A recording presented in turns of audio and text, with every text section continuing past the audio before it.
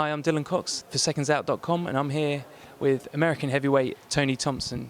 Tony, you're back in the UK following a shock win over David Price. Tell us why you've come back again for the rematch. I mean, just to prove the naysayers wrong again. You know, I took the first fight, like I told everybody, to create an opportunity for myself. I did that, and now I'm out to prove to everybody, the sanctioning bodies, everybody, that it wasn't a fluke, that I'm still one of the top heavyweights in the world. At the post-fight press conference following your victory over Price, you said that you didn't want to come back. You said that you felt that you'd been treated unfairly, but obviously a deal has been struck and you are back here. Most definitely. I mean, you know, I stand by what I said. I didn't want to come back, but the competitor in me and the fact that they actually paid me what I'm worth this time didn't hurt either. But mostly, like I said, man, I'm a competitor.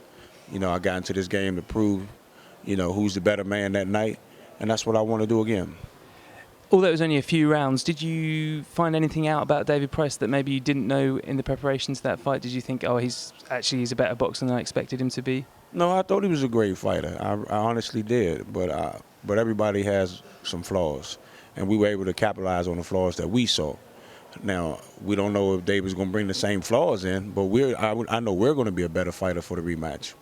You're already looking in good shape already, and you talked about you were slightly heavier than you've ever been in your career before, but that was due to being ill, etc. But have you already been in training for this, and you'd lost some weight since the last fight?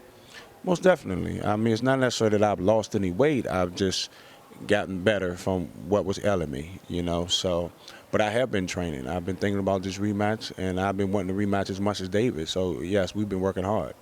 You've already had 2 cracks at the world title against Vladimir Klitschko. If you beat David Price again, do you think that's a realistic option again to push for another world title? Is that what you're thinking of, or are you thinking, okay, that may not happen because I've already had 2 attempts, so I'll probably go a different route? Well, I mean, yes, I'm thinking I'm going to go a different route, but it all leads back to Vladimir.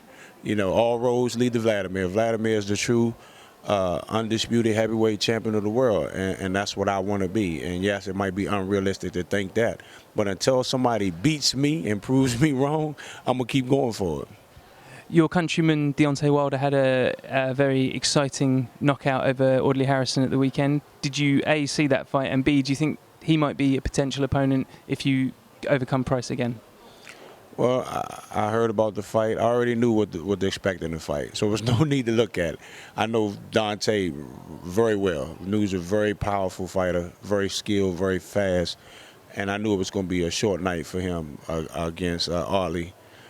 But getting past David, fighting Dante, only if it moves me closer to my ultimate goal. I'm not ducking anybody.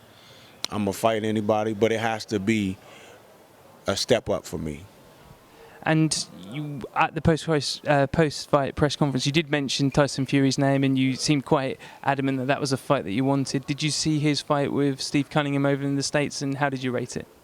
Of course I seen that crap, It just reaffirmed to me that Tyson Fury is a cold bum, I don't even put him in the David Price's league, and that's for real, Tyson has a lot to learn about fighting. I wish Steve had a little size on him. He would have kicked his ass for sure. But, giving a little credit to Tyson, he did what a big man's supposed to do to a good little man. He acted like the bigger man in the ring, came out with the victory. Now, can he do that against somebody his own size? It's time to pick on somebody your own size, you big pussy. And finally, in the lead up to the last fight, you said that you had a team of your trainers around you that really believed in you and that wanted to be with you. But we've seen today you've brought, it wasn't the two guys that you had with you at the last fight. You had, sorry, I did forget his name, the chap you brought with you. Could you tell us a bit about that? Well, I mean, I still have the same team. They just wasn't able to travel. Frank's cheap ass is only going to pay for one more ticket. And we had to continue my workouts. So I had to bring my conditioning trainer at this point. His name is B.B. Hudson, very well known in the boxing game. He's been my trainer for a few of my best fights and had me in my best condition, and I wanted to be in my best condition for this fight. So I begged and I pleaded with him to come back, and he came back for me. So does that say a bit about your mentality about this fight? Because I think maybe some people thought that you got the victory over Price last time and you might just come over here, turn up and think you can do it again. But are you in the mindset that it's going to be a tough fight and you need to be at your best? Well, I thought it was going to be a tough fight the first fight. I thought I was going to come out victorious. It had just happened early, which happens in heavyweight fighting. But in no way am I coming over here underestimating or disrespecting David Price's ability. I'm coming over here and I will be prepared, like I said, to fight 12 rounds. Brilliant. Well, best of luck, Tony, and thanks for the interview. Cheers. Thanks a lot.